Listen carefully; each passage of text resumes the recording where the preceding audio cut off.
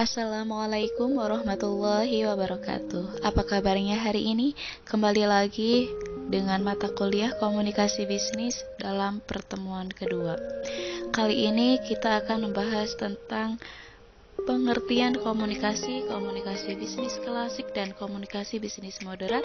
Yang kedua, bentuk dasar komunikasi. Yang ketiga, proses komunikasi. Keempat, munculnya kesalahpahaman komunikasi. Dan yang kelima, cara memperbaiki komunikasi. Nah, apa sih yang dimaksud dengan komunikasi bisnis klasik dan komunikasi bisnis moderat? Yuk kita bahas. Komunikasi yaitu proses sosial untuk menyampaikan informasi antara dua orang atau lebih. Komunikasi bisnis klasik yaitu komunikasi yang digunakan dalam dunia bisnis yang menyangkut berbagai macam bentuk komunikasi baik verbal maupun non-verbal untuk mencapai tujuan tertentu. Sedangkan komunikasi bisnis moderat yaitu interaksi antara dua orang atau lebih dan proses pemindahan pesannya dapat dilakukan dengan menggunakan cara-cara komunikasi yang lazim digunakan melalui lisan, tulisan maupun sinyal-sinyal non-verbal. Jadi komunikasi bisnis adalah proses interaksi antara dua orang atau lebih yang menyangkut dalam dunia bisnis dengan menggunakan cara lisan maupun tulisan. Kemudian yaitu bentuk dasar komunikasi. Bentuk dasar komunikasi terbagi menjadi dua, yaitu komunikasi verbal dan yang kedua komunikasi nonverbal. Komunikasi verbal merupakan salah satu bentuk komunikasi untuk menyampaikan pesan-pesan bisnis kepada pihak lain baik tertulis maupun lisan. Komunikasi verbal ini memiliki struktur teratur dan terorganisasi dengan baik, sehingga tujuan penyampaian pesan-pesan bisnis dapat tercapai dengan baik.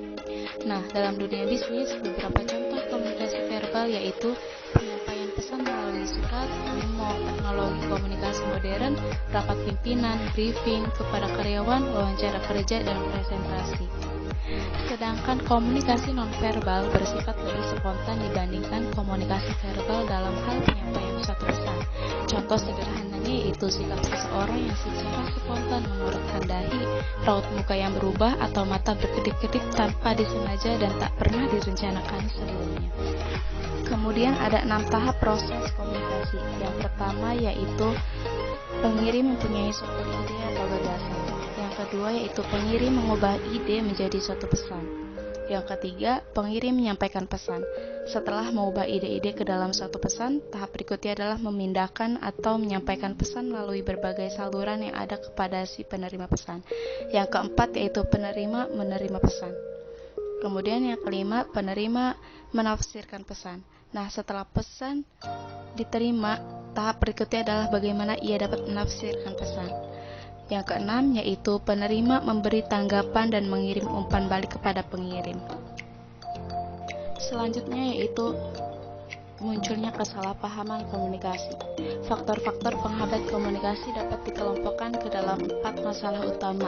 Yang pertama yaitu masalah dalam mengembangkan pesan, yang kedua masalah dalam menyampaikan pesan, yang ketiga masalah dalam menerima pesan, dan yang keempat yaitu masalah dalam menafsirkan pesan.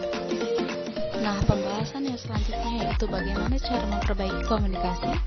Nah, untuk melakukan komunikasi yang efektif memerlukan beberapa hal, yaitu yang pertama proses, yang kedua ketepatan, yang ketiga kredibilitas, yang keempat pengendalian, dan yang terakhir yaitu keharmonisan. Komunikator yang baik tentu akan selalu dapat menjaga hubungan persahabatan yang baik dengan audiens, sehingga komunikasi dapat berjalan lancar dan mencapai tujuannya.